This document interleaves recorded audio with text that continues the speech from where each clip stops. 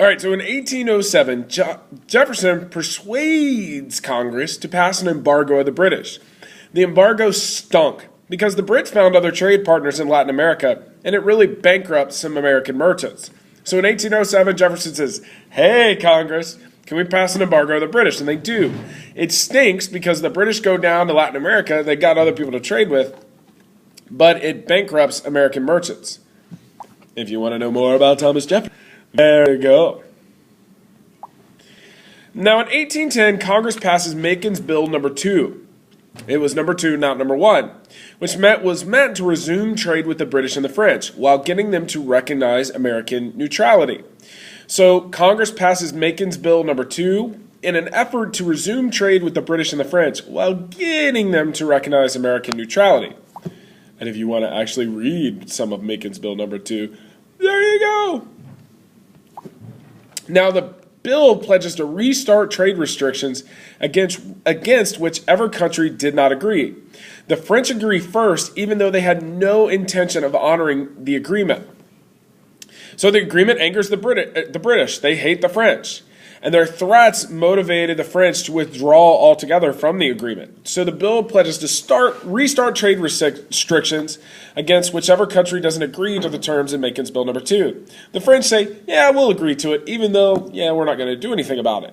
So the agreement pisses off the British, and their threats motivated the French to withdraw altogether. Now in 1811, the native Tecumseh said, heck no, to the U.S. And this furthered tensions between the U.S. and the British, since the British had been supporting Tecumseh. So in 1811, the native Tecumseh says, heck no, to the U.S., furthered the tensions between the U.S. and the British, since they had actually been supporting Tecumseh. And here's some more about Tecumseh. In 1811, aggressive young politicians named warhawks began calling for war in Congress, and they called for an invasion of Canada. Madison actually sent a list of grievances against the British to Congress on June 1st, 1812. So it was June 1st, 1812, and by June 18th, Congress had voted to declare war. So in 1811, warhawks are pushing for a war with the British and an invasion of Canada. Madison sends the list of grievances on June 1st, 1812. By June 18th, they had declared war.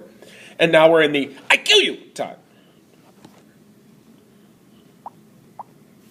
Oh, if you want to know more about a little old guy named Madison, there you go.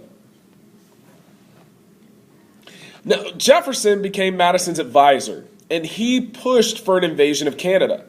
They tried several times, but between 1812 and 1813, but they were turned away. They got their hindquarters kicked by smaller bands of British and natives because the Americans didn't have a lot of training. So Jefferson becomes Madison's advisor. He pushed for that invasion of Canada. They try several times between 1812 and 1813, and they get their hindies kicked by little groups of British and the Indians because they were better trained. So they had killed you. Now, at the beginning of the war, the British fight a defensive war because they're still fighting Napoleon in Europe. They're fighting the Napoleonic Wars. And so the U.S. lack of training, the Brits were able to fight this defensive war and be kind of successful. So at the beginning of the war, the Brits are fighting a defensive war because they're still fighting over in Europe with good old little short guy Napoleon. And here's some more about the Napoleonic Wars. Now, the U.S. does have some small successes, such as the small U.S. Navy performed pretty well against the British. And Andrew Jackson, who's going to become president, defeats British-supported natives in Florida. So the U.S. does have some small successes. Jackson defeated the British-supported natives in Florida, and the Navy did okay. And here's some more on Andrew Jackson. Oh, wait, I have more. In 1814, the defeat of Napoleon brings a wave of British troops over to America. So now they can go on the offensive. They can attack. So Napoleon losing brings a wave of British troops over, and now they can attack.